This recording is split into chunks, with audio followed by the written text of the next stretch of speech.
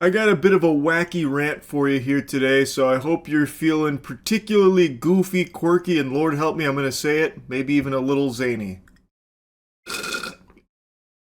Panera Bread. I'm almost ashamed to admit it now, but I used to be an avid consumer of Panera Bread.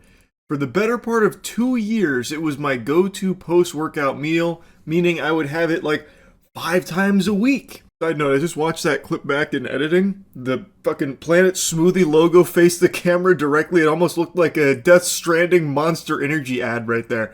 I'm not sponsored by Planet Smoothie. I just got this because I was fucking thirsty is all. But yeah, I would have Panera Bread like 5 times a week post-workout. And even though it was more expensive than all of the alternatives, it felt worth it to me because it was a high quality meal, or at least I felt like it was. It tasted great, it tasted fresh. So I really, really enjoyed it. But over time, it got shitified. And I know you hear this a lot for a ton of things. It did get worse. And in Panera's case, it literally did change for the worse. And I'm clearly not alone here in this thought because Panera sales and traffic has been declining. You can look that up yourself. And at least in my local areas, like the Paneras I used to go to, are significantly less full. They're far more empty. It's like Call of Duty 4. 50,000 people used to eat soup here. Now it's a ghost town. And it's because people are just choosing any other option really at this point. And I saw an article today, and it's what sparked this rant here from me, made me put on the diaper and start whining, because the article does point out some very strong contributing factors for why Panera has been spiraling down the shitter, but it also leaves out what I believe to be the biggest reason for people's abandonment of this brand. So I just kind of wanted to get into the weeds of it here and show you the article, but before doing that, I want to give a very special thanks to something special. Big thanks to Old School RuneScape for sponsoring this video. I'm sure all of you know this by now. The first entirely new skill in Old School RuneScape history is launching today. That's right, sailing is finally here. I think also a lot of you know that I am a hardcore RuneScape player. I started back in 4th grade and I finally maxed my account 2 years ago.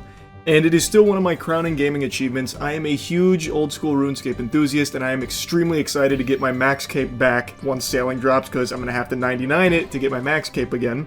So, the race to world first 99 for sailing starts today. I will be participating. Without exaggeration, this is the biggest update in old school RuneScape history. Sailing offers a whole new way of exploring Gielinor here. It's also a skill that's trained through a variety of means, whether it's salvaging shipwrecks, exploration, racing, port tasks, and it's one that of course can be experienced with your friends as well. You can have NPC crewmates, or you can have your friends crew with you, and there's new enemies, new resources, just so much here that I'm extremely excited to sink my teeth into. So if you've never played old school RuneScape, now is the perfect time to start. You can click the link in the description below. I've always said it's a game with infinite content. Like, if you could only choose one game to play for the rest of your life, you can't go wrong with old school RuneScape, because you will literally never run out of things to do.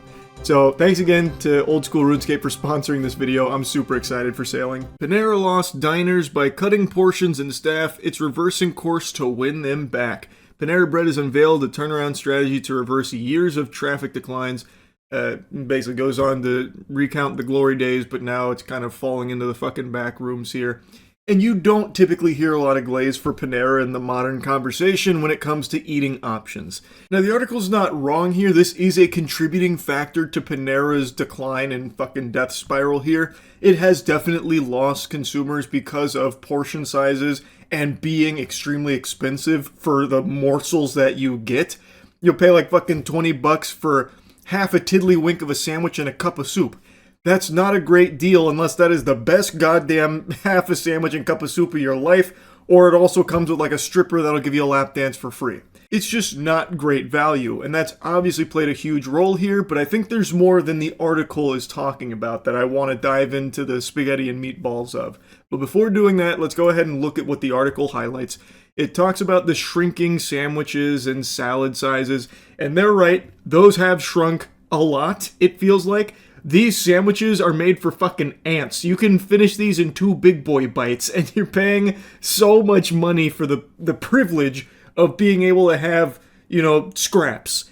And now Panera is trying to undo that. They're planning to reinvest into the business and undo many of the cost-cutting measures that they've taken. Imagine that. It looks like cost-cutting measures kind of deteriorate businesses. Like, the cycle is super simple. You see it all the time. A business comes up, it does really well because it's doing something different or it's delivering a high-quality product that people want. Eventually it sells, like Panera did.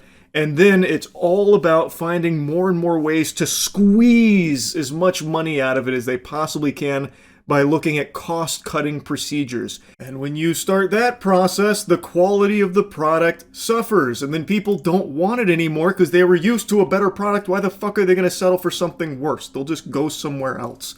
It rinse and repeat forever. We've seen this millions of times. Panera is the most recent example. So now they had this huge eureka moment. What if we unfuck it? Could that save us? And to me, the answer is no. But I want to tell you their cute little plan that they've come up with here. They call it Panera Rise. It's like a phoenix rising from the ashes of Panera. It's adorable to call it Panera Rise. It makes it sound like they're leading some kind of revolution here. Honestly, just sounding like some shit out of the Hunger Games, but the company aims to refresh its menu, focus on value, improve its service, and build new restaurants. That last one there is pretty ambitious. When people are already not choosing Panera, you're going to try and build more restaurants when the interest couldn't be lower. It is a bold strategy. Very, very ambitious indeed. Now, I'll give some credit where credit is due. This is at least somewhat honest here, saying, we squeezed food costs, we squeezed labor. They did. He then also identifies himself as a reformed CFO. It's really about death by 1,000 paper cuts. It truly is. He then goes in to talk about, like, for example, their salads where once it was all romaine, in order to save money, they started mixing half romaine, half iceberg, but nobody wants fucking iceberg. This next one was pretty interesting, actually, about the cherry tomato and the avocado. So apparently, Panera is one of only a few restaurants that don't slice the cherry tomatoes in half, which is apparently a decision they made, like a conscious decision to save on labor costs. We make the guests chase the cherry tomato around the bowl. I don't... Call me a fucking Cro-Magnon if you'd like. How does that save on labor costs? To, like, take 2 seconds to slice a cherry tomato? Or, in the case of the avocado, they don't slice it, or pre-slice it. They give you, like, a halved, full fucking avocado, I guess. But now it's, like, a huge, powerful Panera Rise moment where next year they're going to start slicing the cherry tomatoes and avocados. I just don't understand why they weren't in the first place. I don't see how that saves on labor costs. Were they able to, like, avoid hiring more workers because of not slicing those? Like, do they have dedicated cherry tomato and avocado slicers? I doubt it. I don't know. Or is it like a whole nother training thing that they'd have to spend money on? I don't see why. I feel like anyone could probably slice a cherry tomato or avocado slice it. Like, it's... I don't know, I don't really understand that at all. But that was pretty interesting to read. Then he addresses the portion sizes. In some instances, we shrunk portions so guests would walk into our cafe to buy a sandwich that's gone up significantly in price with lower quality ingredients and a smaller size. Again, credit where credit's due, that is pretty honest. That is exactly right. You can taste that it is significantly lower quality food, and you're still paying a premium price for it. They then go on to toot their own horn about, refreshing their menu, delivering some new items. And the article actually does make a mention of the charged lemonade, which was basically just serving up customers meth. And apparently 2 people had died from it, filed lawsuits against Panera, which I believe have been settled now. But yeah, this is their big strategy, is unfuck it. But only kind of. They don't want to fully take their dick out of their ass. They are targeting these things, which are big deals. Like, I don't want to downplay it, like these are obviously contributing factors for why people haven't been choosing Panera as much. But one of the biggest things that people loved about Panera, and what set them apart from a lot of their competition, was their fresh baked bread. And guess what? That is not being changed. If you don't know, last year Panera set in motion the termination of their fresh dough facilities. So prior, Panera would have fresh dough delivered to their locations where it'd be basically nice, fresh, beautiful bread loaves. And it's what people like myself loved the most about it. But last year, in order to save money, they switched to a par-baked model, meaning that breads, bagels, and pastries arrive at stores partially baked outside and finished on site. And the company is trying to blow smoke up everyone's asses about you won't notice a difference in taste or quality, which is just a load of barnacles. That's just fucking horseradish. You do notice a difference in the quality of that product. And if you just look at the timeline, I think it's pretty clear there's a strong correlation that when Panera was at its best, at its peak, it had 24 fresh dough facilities across the US. And now, while it's in its decline, they only have 9, which will soon be reduced to 0 over the next 2 years. Like, I think it should be pretty obvious that people liked the fresh dough being a defining feature of Panera. And they also then say that of the hundreds of jobs that are affected, they're trying to offer other positions to help them find work through Panera. And that Panera is saying that the strategy will open the door to new locations in areas that were once too far from its fresh dough facilities. Thus, fewer logistical barriers could mean faster growth for the chain and fresher bagels at 4 p.m. if the company's plan actually works.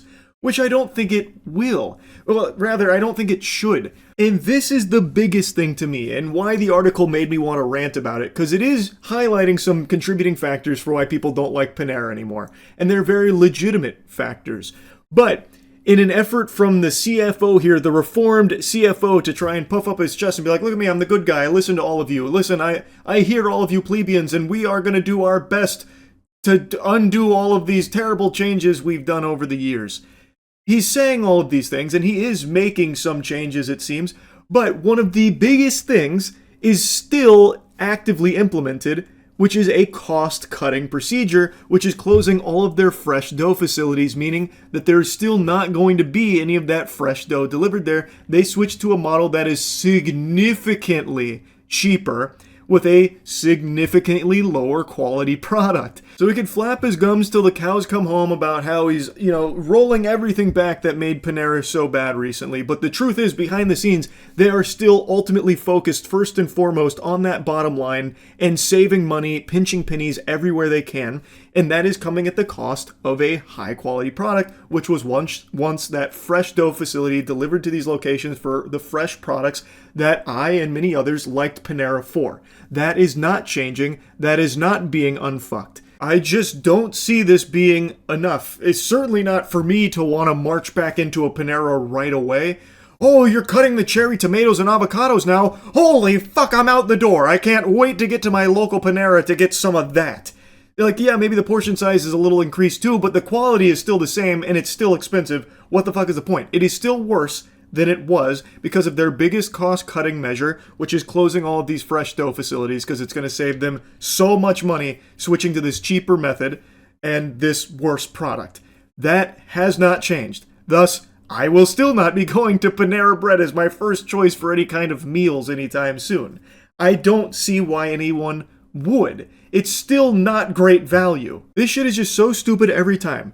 A business gets bought, and then immediately the mission becomes cost cutting to make even more money off of it.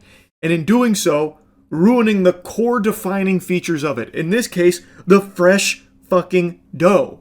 That was a massive selling point of it to consumers, and it's gone. And it's still gone, even though they're trying to put out all these big PR, fluff pieces about, like, we've listened, we're rolling things back. You're rolling some things back, sure, but not everything, not the actual biggest cost-cutting thing that you implemented very recently, which is closing all of these. That is still in effect. So to me, this is all just meaningless marketing speak here to try and desperately claw back some consumers that have lost all their faith in this brand. And anyway, I just wanted to rant about this a little bit. That's it. See ya.